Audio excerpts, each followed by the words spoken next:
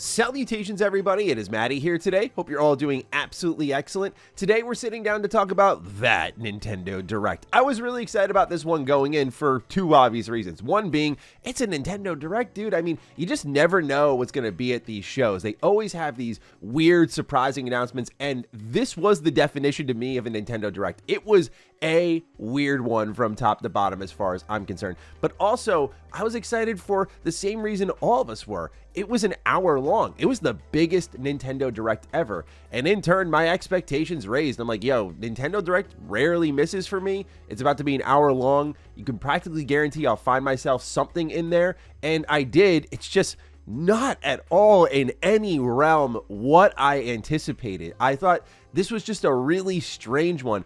In some ways, mildly underwhelming, but just given the sheer surprise factor of some of these announcements, I'm kind of excited. You know, it's like a weird pocket to be in. But ladies and gentlemen, let's discuss this Nintendo Direct. Let me know down below what you found the most exciting. I'll dive in. I know this is not what my audience is here for, but like, look, this is the Matty experience at the end of the day. I gotta open up with the game that just made me go, what? The most. And that was Danganronpa 2x2. Again, what? They're remaking a Danganronpa game. That's crazy enough because all these games are visual novels. Like, they're great. I love this trilogy so much. I recommend it to anyone who's mildly interested in visual novel series because they're more game than visual novels. Danganronpa 2 is my least favorite of the trilogy. That makes it a little bit more weird. So remaking the middle entry in the series, that by the way, it's not like standalone. Like, I'll just say it plays into like what happened with Danganronpa 1. So just remaking that where new fans are going to come in and play that, I think also a little bit weird, but also it looks like they're bringing more first-person elements from Danganronpa 1 and V3 into 2. Originally, Danganronpa 2 was more like side-scrolling and whatnot, but then they show there's this whole new story. And I'll just say, with the way Danganronpa V3 ended, which concluded the series, I'm sitting there thinking, I think I know where they're going with this, but I'm interested.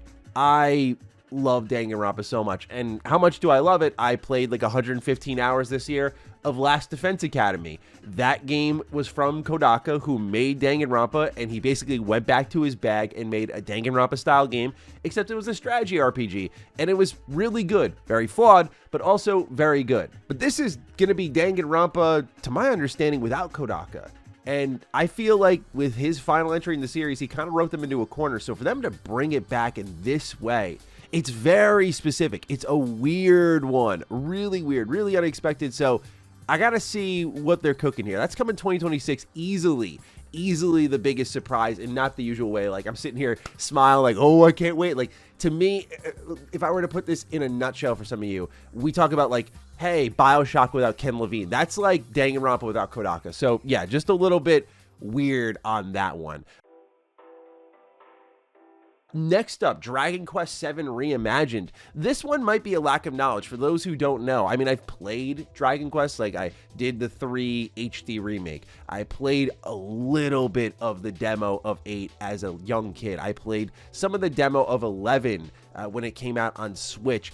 That is about it. My Dragon Quest experience is basically nothing. So when I saw 7 getting the remake treatment, the reimagining treatment, I was a little surprised by this because I thought it would be 8. I don't know if I'm wrong. I thought that was kind of the series darling, but this is cool to see nonetheless because it looks like eventually the entire Dragon Quest series is going to get this sort of touch up, right? We already know 1 and 2 remake are happening this year. 3 happened last year. They did it that way because that keeps the story chronological. And then you have 7 getting reimagined. So I imagine sky's the limit here, and they're going to modernize all of these Dragon Quest games. So I found that to be a pleasant surprise just because of what it meant for the future of the series. Again, I've never played 7. I'm pretty sure.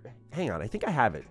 No, I have Dragon Quest 9. Yeah, just like, I don't know. I want to get into the series. It's so cozy. My most played Dragon Quest game is Builders 2.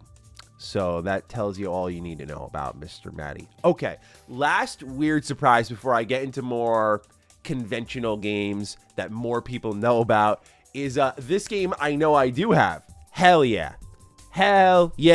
Mega Man Star Force Collection. wasn't in the English Direct. Thank God for my team's art director, because he's watching, because he lives in Japan, he's watching the Japanese stream, and he goes, I predicted it last night when we were talking. I was like, I think they're going to do a Mega Man collection, because they have done basically all of the series except for Star Force and Legends. It's going to be one of those two. So now Legends remains, which is like so exciting, because you know they got to do that one.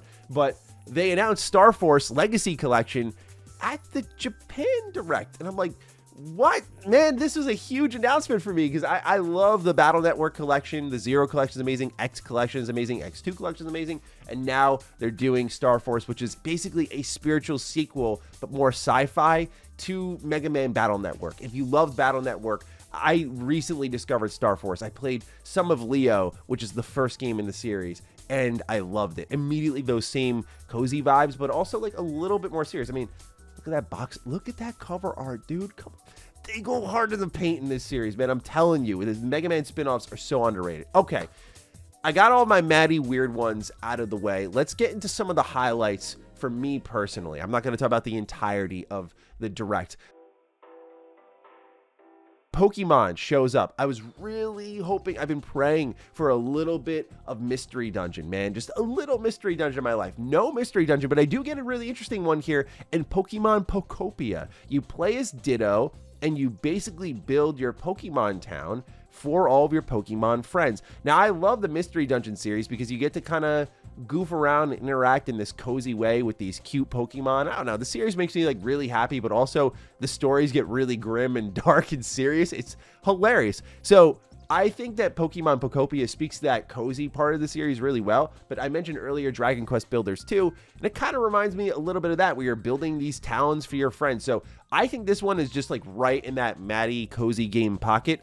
Otherwise, for Pokemon, they did the exact opposite of what I wanted to see, which is like, hey, here's Legends ZA, which I'm very excited for because I love Legends Arceus. And then they're like, yeah, here's DLC before the game even comes out, like paid DLC. And the fact that it's story DLC was such a bummer, because I actually thought the story in Legends Arceus and the mystery around it was interesting, but this kind of felt like there's that chance now Legends ZA is just like kind of incomplete and they'll finish the story later. I don't know. We'll see. But I thought Pokopia looked pretty good. Fatal Frame 2 is getting a remake. I've never been a Fatal Frame guy because I was too scared to play the game, but I did watch a friend stream that game, and I do have to say it looks really interesting, and this game looks cool. I mean, Koei Tecmo was all over this Direct. They had like 1 million games. They are printing money out there. But Fatal Frame 2, again, I don't know if this is a weird one or not, kind of like Dragon Quest 7, like 2, not like the first one, or not like Lunar, whatever it was called. There's so many Fatal Frame games.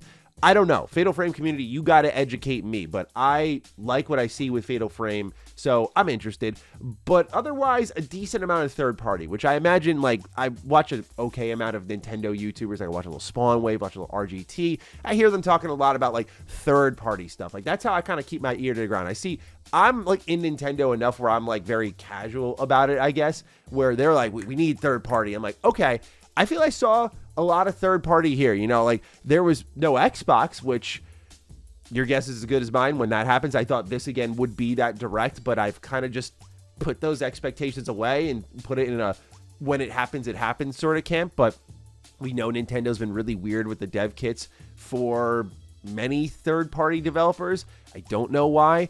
This is just a very Nintendo-ass thing. But again, no Xbox, but we did see a lot, like Personas coming over. There's sports games coming over. There's just lots of ports on the way. Dynasty Warriors Origins is on the way. So it's kind of getting into that flow now where we're just getting like late ports of things to switch to, but with less of a technical compromise, I hope. Still, it was good to see third-party support there because there are just some games that I look at and go, I want to have that on my Switch. I want that handheld option. Now, given where next generation is going, where it seems like everyone's doing their own handheld, you know, the Switch will have to do some heavy lifting now because it's like, well, I have that option with everybody. But nonetheless, what really opened the show, it's funny how, like, what kind of order we're going in here. Apologies to my editor, Dan, because I know I'm making the edit way more difficult for him. But Mario Anniversary is what opened the show. And this is where you started to put together, aha, I see why this was 60 minutes long, because 20 of those minutes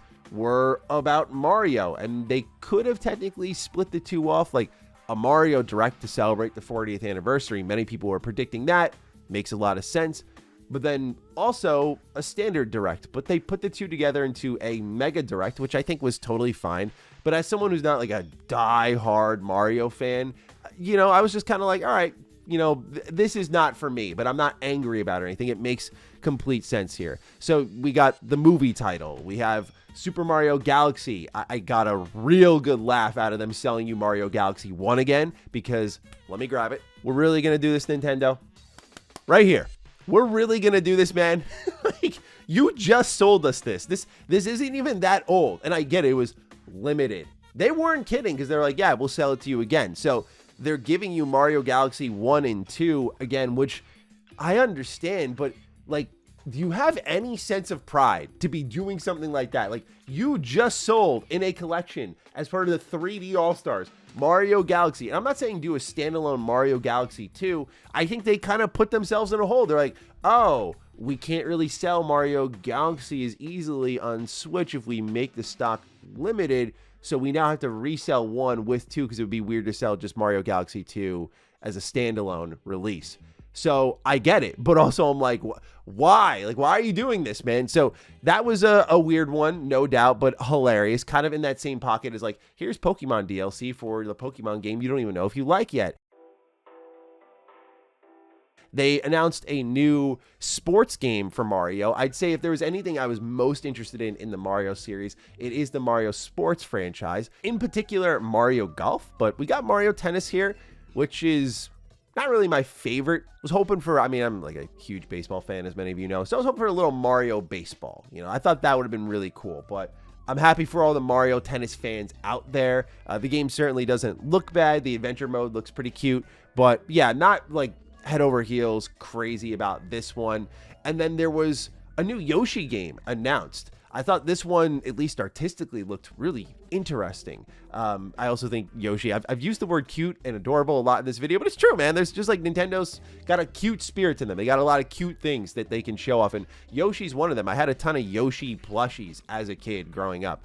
He was my favorite of all of like the Mario cast of characters. So this is one that I'm interested in looking at, because I just think like Woolly World and whatnot are really cool. Like, there's just a lot of interesting Yoshi games out there, and this looks like another one. So out of all the Mario announcements, I actually found this one to be the biggest surprise. I mean, they kind of poured it on hot, and kudos to Nintendo. They do make it feel like an anniversary. For as much as I don't really care about Mario, I mean, they poured in a ton of announcements. That's not even including like, oh, here's like an update for Wonder for Switch 2 and a bunch of modes for it. Like, they really made it feel like a special celebration, something that I wish some of my favorite series did more often. Moving on though to other highlights. New Fire Emblem video game. This was the grand finale. Fire Emblem Fortune's Weave.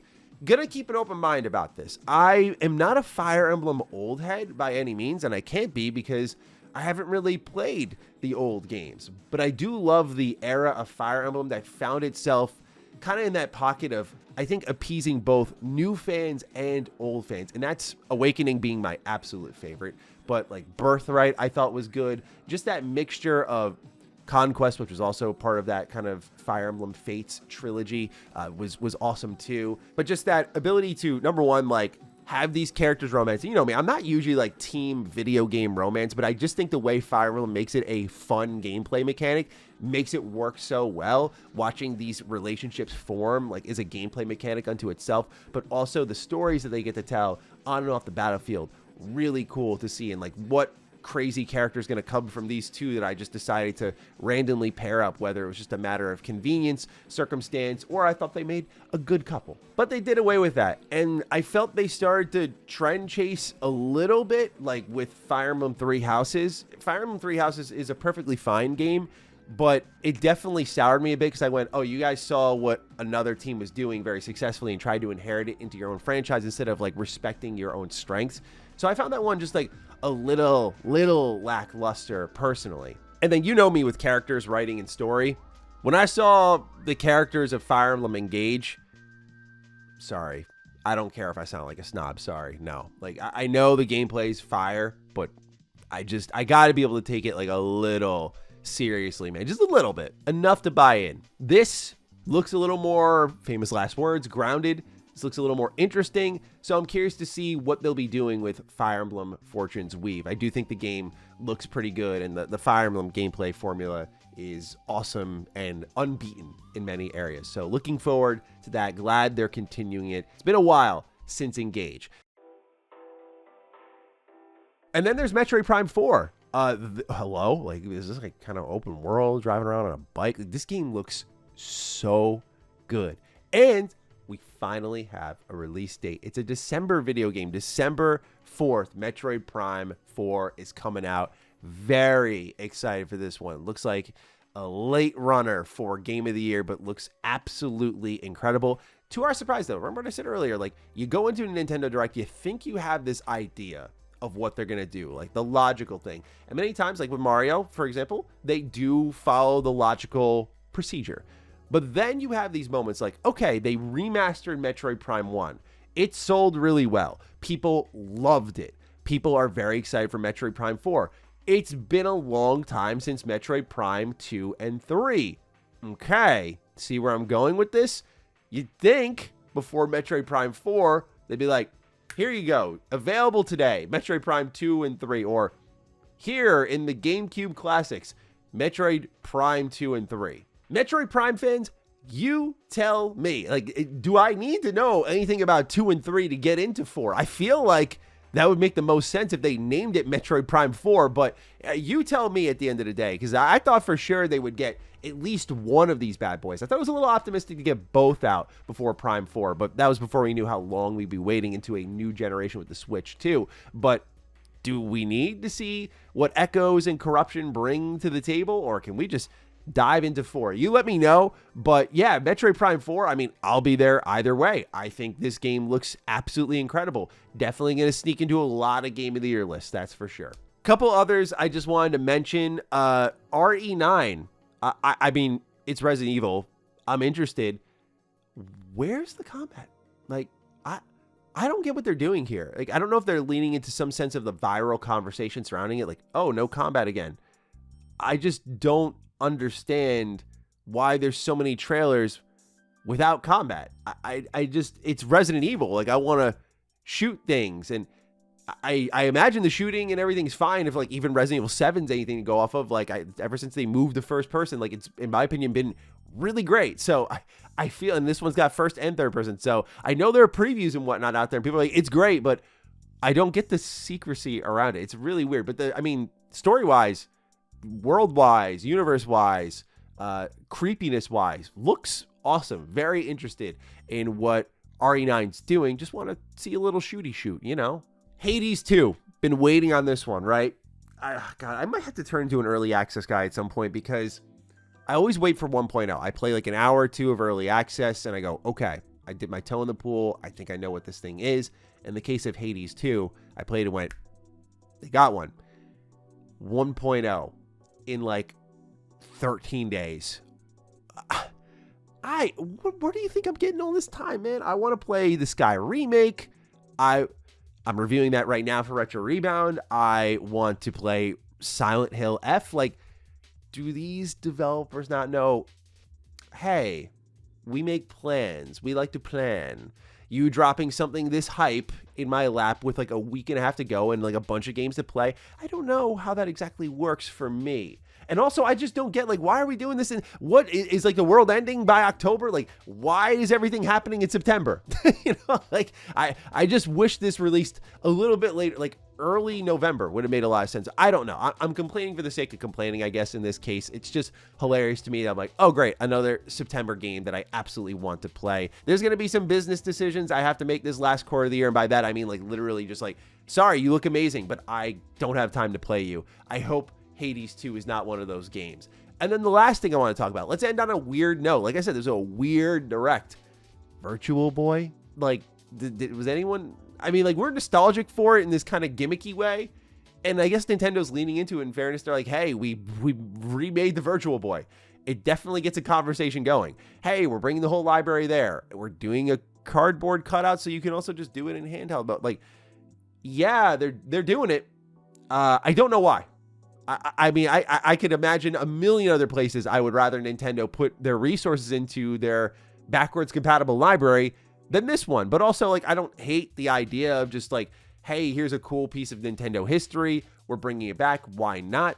But I'm like, you could have done more GameCube games. You could have done the virtual shop. Like, there's a lot of cool things you could have done with your back compat library, and you made a Virtual Boy. Again, with like its 15 game library or whatever. It's like, all right. I mean, hey, kudos to them for sticking with their heritage and not being afraid to acknowledge it. It's, again, a funny announcement, but definitely, like, again, it's just a perfect way to kind of describe this whole showing. Really weird. For an hour-long direct, it's weird to walk out of it going, I got a lot that I expected or wanted, but also, like, I thought we'd get a new Animal Crossing game. I'm not, like, a huge Animal Crossing guy, but it's been 5 years. Like, definitely thought, I know there's been DLC and support and whatnot for the one that came out in 2020, but when it comes to a new one, I figured we'd get an announcement this year for sure. And there's that new Splatoon game on the way. Thought for sure that would be here. Like, Splatoon's huge, even if I played like a total of 1 hour of that entire series. But Splatoon's big deal.